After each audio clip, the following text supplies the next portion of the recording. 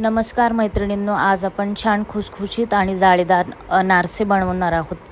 त्याला जाळी कशी पडते त्याची ही टीप आपण बघणार आहोत. तर मी अर्धा किलो हा राशनचा तांदूळ घेतलेला आहे, भिजवून घेतलेला आहे, धुवून व्यवस्थित भिजवला आहे. आता दुसऱ्या दिवशी बघा पाणी बदलवून घेतलं आहे. हा दुसरा दिवस आहे, हा चौथा दिवस आहे. 3 दिवस आपल्याला भिजवायचे आहे आणि रोज पाणी बदलवायचं आहे, म्हणजे त्याला आंबट वास येत नाही. तर याप्रमाणे चौथ्या दिवशी असा काढून घेतलेला आहे, चाळणीत निथळून घेतला आहे. पूर्ण पाणी निथळायला हवं आणि याप्रमाणे फॅन खाली एक 15 मिनटासाठी मी वाळवत टाकून दिलेला आहे. खूप वेळ वाळवायचा नाही आहे, फक्त 15 ते 20 मिनिट मी इथे टाकून दिलेला आहे वाळवत. आणि आता मिक्सरमध्ये घेतलेला आहे, त्याचं बारीक पीठ करून घेतलेलं आहे आणि चाळणीने चाळून घेत आहे. असं सर्व पीठ चाळून घ्यायचं आहे आणि जाड राहिलेलं पण परत दळून परत चाळायचं आहे. आपल्याला जाड नको आहे, बारीकच हवं आहे. त्याप्रमाणे मी परत एकदा हे चाळून घेतलेलं आहे. पीठ चाळल्यानंतर आता गुळही किसून घेत आहे. जेवढं पीठ आहे त्याच्या निम्मा गूळ घ्यायचा आहे. आता पीठ आपण मोजून घेऊया.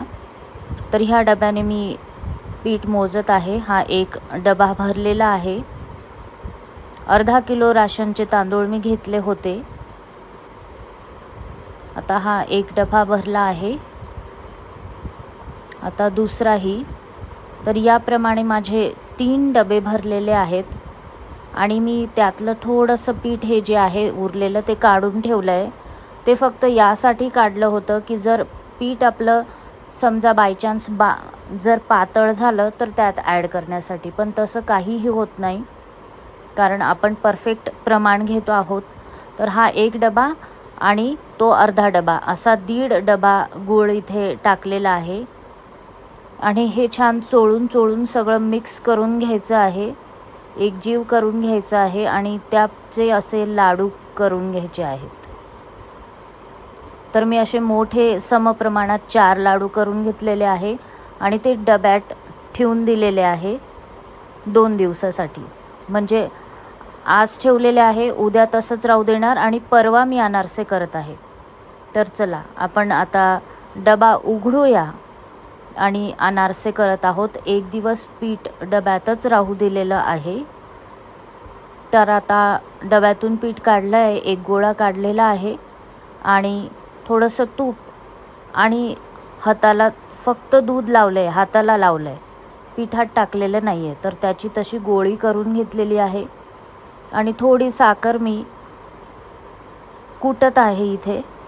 खूप बारीक करायची नाही आहे, म्हणून मी फक्त जस्ट कुटत आहे. आणि इथे एक पॉलिथिन बॅग घेतली आहे मी, त्यावर खसखस आणि साखर घेतलेली आहे आणि जी गोळी तयार केली होती आपण पिठाची ती त्यावर ठेवून देत आहे. साखर अगदीच बारीक नको आहे, थोडीशी जाडसर ठेवली आहे, यासाठी की जेव्हा आपण साखर आणि खसखस वर ते पीठ आपण गोल गोल फिरवतो, त्याचा अनारसा बनवतो, तेव्हा ती साखर त्याच्या आत जाते आणि आपली त्याला जाळी पडते, खूप सुंदर जाळी पडते. म्हणून ही साखर त्यात पेरलेली आहे, त्याच्यासोबत टाकलेली आहे. तर आता हा मी पहिलाच अनारसा केला आहे म्हणून छोटा केला आहे. तर आता आपण तळून बघूया. आपलं तेल तापलेलं आहे. अनारसा टाकल्यानंतर त्याला अजिबात हलवायचं नाही आहे, त्याला त्याचंच होऊ द्यायचं आहे. आणि तो आपोआप जेव्हा वरती येतो तेव्हा फक्त झाऱ्याने त्याच्यावर तेल टाकायचं आहे, त्याला उलटा करायचा नाही आहे. उलटा जर केला तर तो बसून जाईल, फुगणार नाही. तर आपल्याला तसं नको आहे, म्हणून उलटा करायचा नसतो.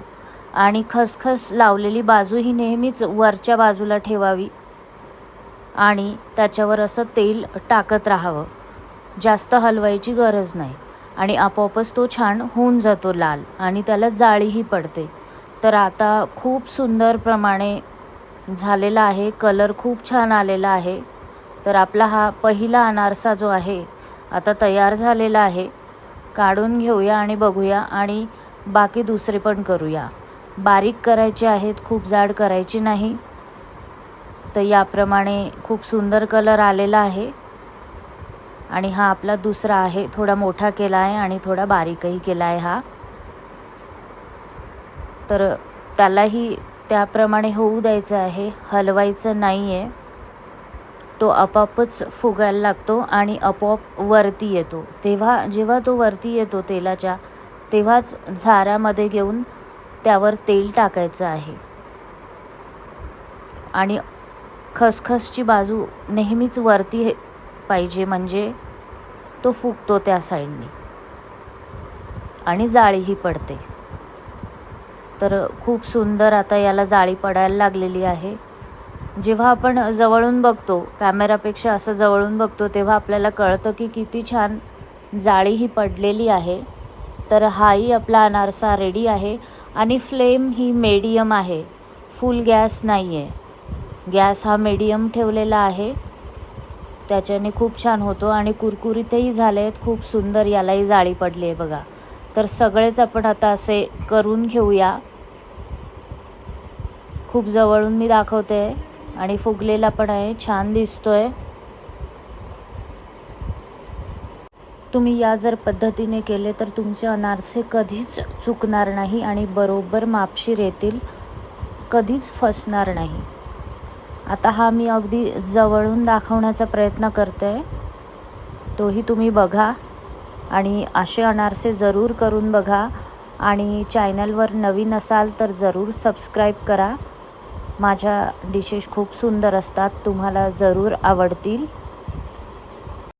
अनारसे करताना हे नेहमीच प्लास्टिकवर करा, म्हणजे ते पटकन उचलता येतात आणि खूपच लवकर होतात. त्यावर तुम्हाला जरूर अनुभव येईल जर तुम्ही करून बघाल तर. खूपच सुंदर, खुशखुशीत आणि टेस्टी झालेले आहेत आणि गोडपणा पण अगदी करेक्ट आहे. या पद्धतीने तुम्ही जर केले तर अनारसे तुम्हाला खूपच आवडतील. आणि आवडल्यास कमेंटमध्ये जरूर सांगा की तुमचे अनारसे हे कसे झाले. आणि शिवाय मी इथे जे थोडंसं पीठ काढून ठेवलं होतं तांदूळाचं, तेही लागलेलं नाही आहे, पातळ आपलं पीठ झालेलं नाही आहे, अगदी करेक्ट आणि छान बनलेलं आहे. हाही तुम्ही अनारसा बघू शकताय, किती सुंदर झाला आहे आणि जाळीही पडलेली आहे.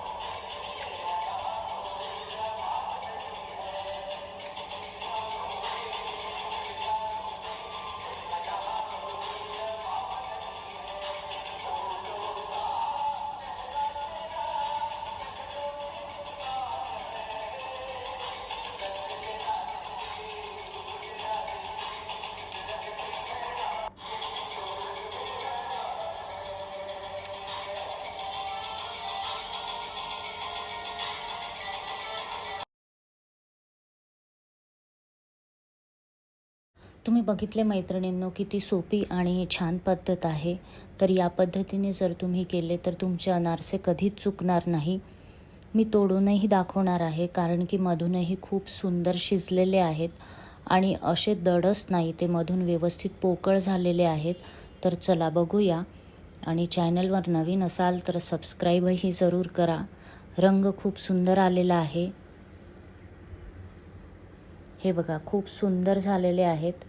तोडून दाखवत आहे आणि हे असे सर्व केलेले आहेत.